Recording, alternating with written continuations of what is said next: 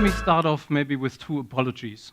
First of all, Dr. Misra, I'm not prepared to do any price negotiations about our software this morning here on stage. But I can tell you we do have a solution for contingent workforce, and it comes at a very reasonable price. Secondly, it's a good and a bad news that I have for you. The good news is no sports and no stretching required in my session. As long as you do not want to take a photo of that good-looking young man on stage, you don't need to do this all the time, because there are no slides. No pictures. The bad news, you just need to listen to me. But I hope that I have a few messages for you which will be kind of thought-provoking. And I've come here not to give you an easy time this morning, just to warn you. That's the disclaiming part of my presentation. And let's do that right away. This morning, 82% of you came into this room fully energized, fully pumped up. You couldn't even await day 2 of that exciting event to start off. 82%. 15% of you were kind of lukewarm in your excitement. These were probably those whose boss told them to come here. And then there were 3%, yes, for those of you doing the math, in total that's 100, 3% of you really had a great party last night. You really enjoyed the networking component of the event, but you were in a pretty bad shape. But all praise to you, you still made it to the event despite the fact you actually wanted to go straight to bed. So relax. These numbers were fake. Just in case you found yourself in one of those categories, maybe have a conversation with your boss or whatsoever, but there is an element of truth in what I told you. We could have collected those numbers.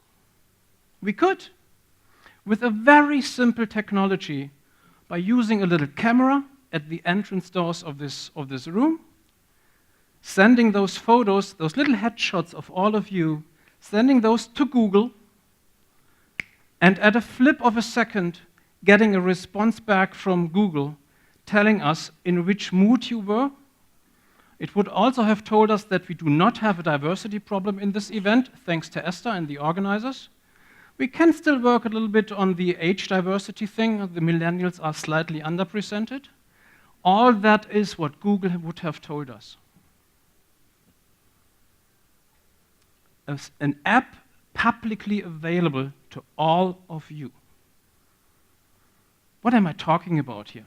Why is that relevant for you? Isn't the topic of my little keynote talking about how technology will change how we deal with our people? I will explain to you where the link between those topics is. Who of you are doing annual people surveys? A few? Micro-surveys, regular micro-surveys focused in topic? Even less? Daily interaction with your daily data point collection about employee engagement? Also a few, great. In particular, what are the others doing actually? Not measuring employee engagement? Okay, those of you doing nothing, and those of you doing it on an annual basis, this is why I told you this story. Annual people surveys, from the design to preparing them, conducting them, analyzing the data. How long does it on average take? 6 to 9 months? What is the relevance of survey results 9 months later in today's world, which is so fast-paced? There is no point in that. With the technology available, and that was just an example, you're getting that on a daily basis. Put a couple of cameras into your offices and look your people into the face, and you know what's going on. The technology behind this is machine learning technology. And you can also apply that by, and yes, there's all sorts of data privacy elements associated to that conversation for sure, but again, I'd like to be a little bit thought-provoking this morning. You can also apply that technology to email traffic. You can constantly scan, and you can completely anonymize that, constantly scan the language of email traffic being used in your organization. And you can mathematically calculate the distance of individual authors in their language to the language of the committed peer group. It is today possible to translate language into mathematical values that represent the semantics and the consent of that language to derive information about what is the emotional state of the author and how compatible or incompatible and detached is that language to people who are long-term committed to the organization.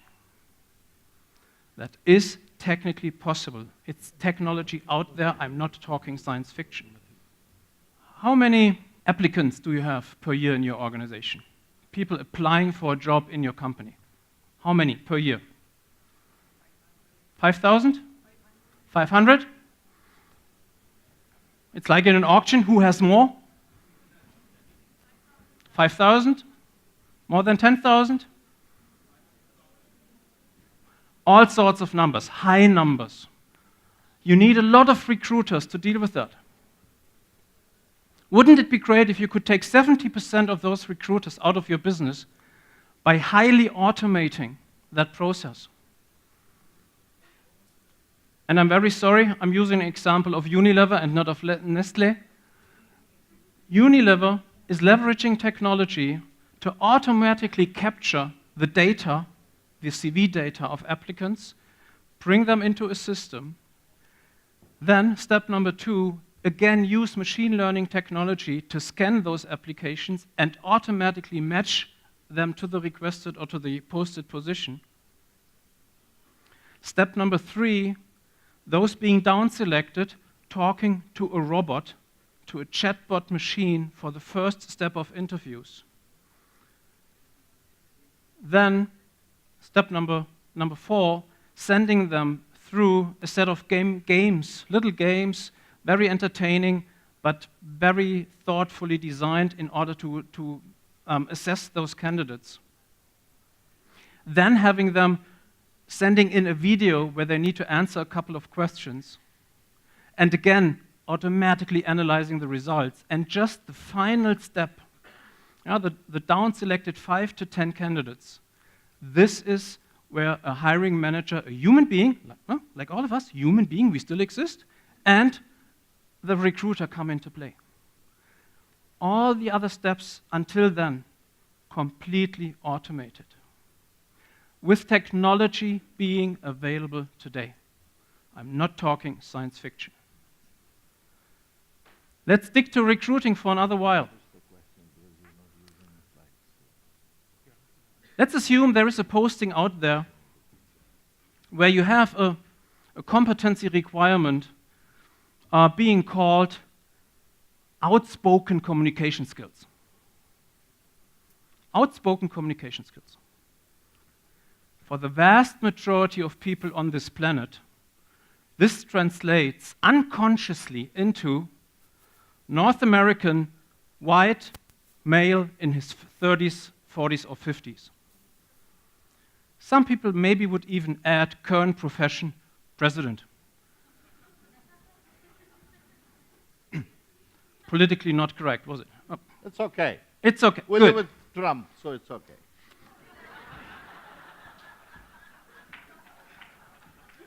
We can Twitter that maybe, isn't it? You could also have said, by saying outspoken communication skills, you could also have said Asian women not wanted. Because there is an unconscious bias in the words we are using. And by again applying machine learning technology, you can eliminate that unconscious bias by having machines validating and proofreading your job postings before you give them to the job portal. Because you want to eliminate that unconscious bias. We are talking about the war of talent all the time. There is no war of talent if we are not constraining ourselves by the words we are using, which means by attracting the talent pool that we are attracting with our job posting. The same elimination of unconscious bias in the language we use applies, for example, to the whole performance management process. When we use the term robots, many of us probably think of these machines which we introduced some 30 years ago in the plants, these machines that take over and automate those mechanical tasks and then do it in a very repetitive way 1,001 million times at a speed and at an accuracy that no human being could ever do. This led to those unhumanized plants where only a couple of human beings are left, but that plant producing thousands of units a day. But this is not what robotics is all about in today's digitized world. The fourth revolution, which is the digital revolution, is eating the children of the third for breakfast. Why? Because we replaced that physical labor with knowledge work. That was what happened as a result of the third revolution. And now there is new technology available which is affecting and even jeopardizing the jobs of those people.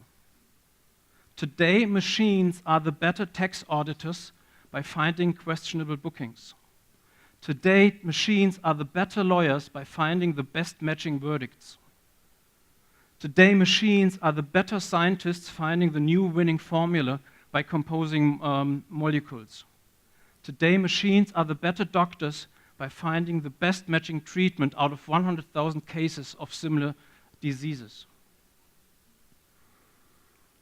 Robotics is affecting the knowledge worker.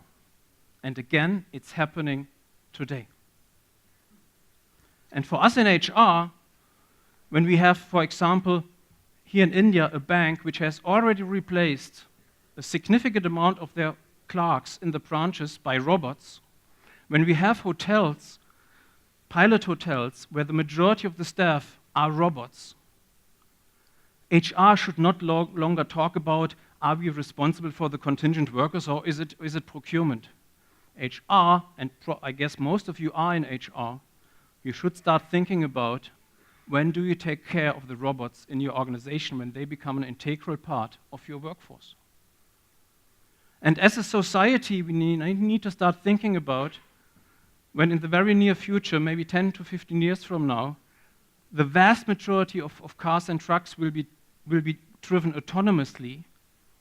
What do we do in a country like North America? Mr. Trump, consider those questions and not others.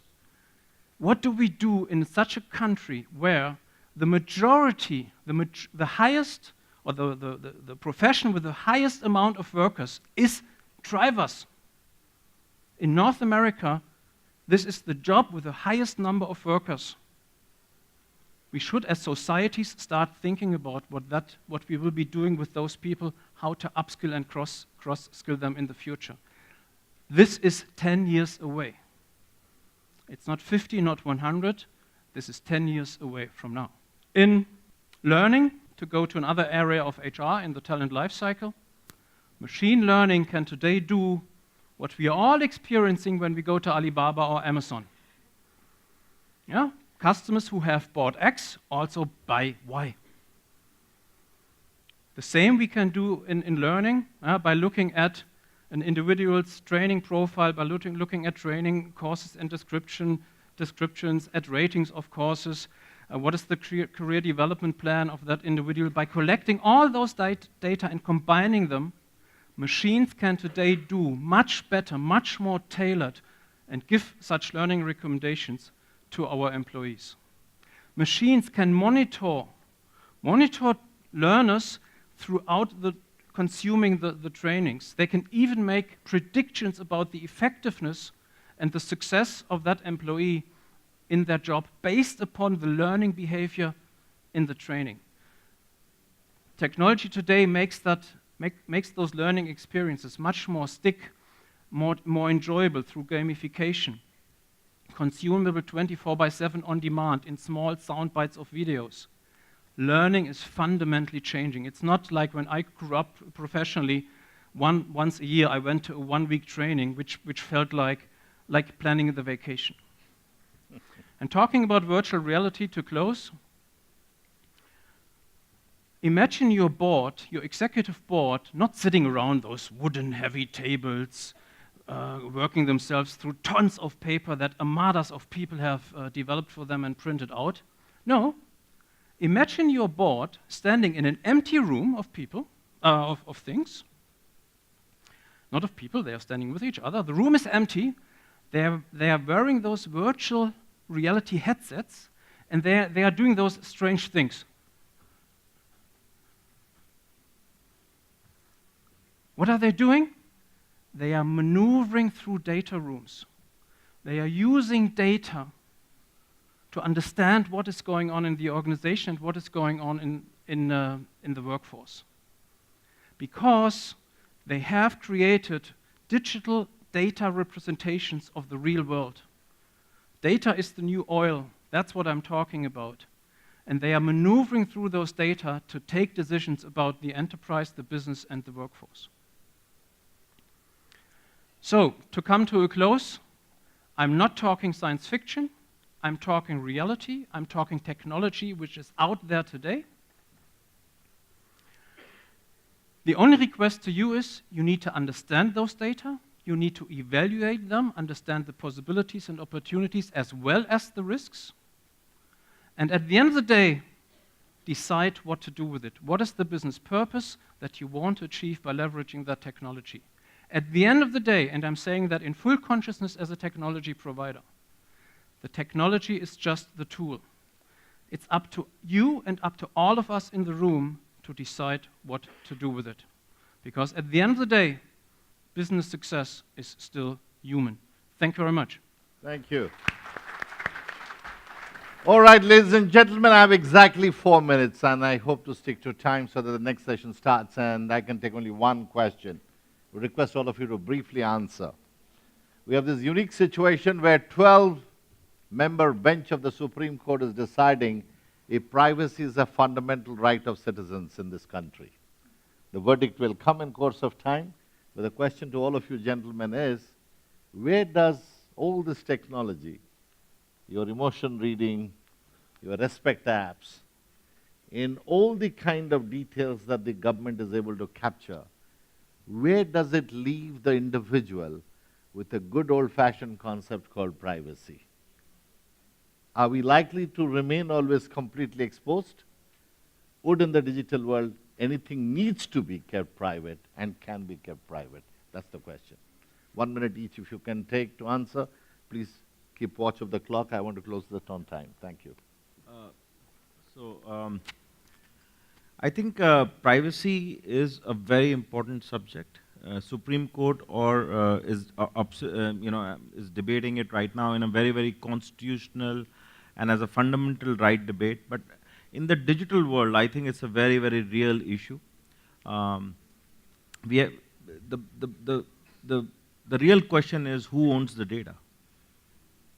Do consumers own their own data? Or if my data is sitting on my Apple phone, does Apple own the data? Does it have a right to give that data to somebody else? Or do I own the data? The location that I'm sitting right now, again, who owns that? That's the real base question. And when I think, and there are 3 debates in this. There is a privacy issue, there's a data safety and security issue, and then there is this whole thing about whether the privacy is a fundamental right or not. That I think is being held by legal experts, but the issue of data privacy, data security is a real issue. I think sometimes people confuse the two, and my personal view on this is that the consumer, the citizen owns the data. In the case of, for example, Aadhaar, the government is a repository of that data. That holds it on your behalf, but still the citizen owns the data always. and only it's on your consent the data is transferred, for example, to not even the base data, the KYC data is transferred to somebody else. The base Aadhaar data never gets transferred. Thank you. Suresh. Well, for me, privacy is, I know that we are increasingly exposing ourselves more and more into the public space with information that we may not want to be shared, but that's an economic and an employable reality that we face. But within the bounds of human beings, I think we have a choice to privacy as well. We should be careful in what we want to share and what we don't want to share. So I think ultimately, it is a question of the judgment that you take on what part of your life needs to be put on the public map, and how many more likes do you want and how many more dislikes do you want. I mean, that's your choice. Thank you. Stephan. I can cut it short because I pretty much agree here. Privacy has become needs to be completely redefined in the digital world. Complete privacy simply does not exist anymore. Everyone is pretty much responsible how much he or she is sharing. There is a certain publicity anyhow. We cannot avoid that at all anymore. I think all we can do is to ring fence and kind of put some basics measures in place to avoid complete misuse, but we must say goodbye to the concept of everyone can be completely private anymore. That's not possible in the digital world. That's gone. So great. Thank you. First of all, you all have been a wonderful audience. You knew when to laugh, when to chuckle, when to snigger, when to clap. You've been wonderful. Thank you, Suresh. Thank you, Arvind. Thank you. Thank you, Stephan. Thank you. Everyone.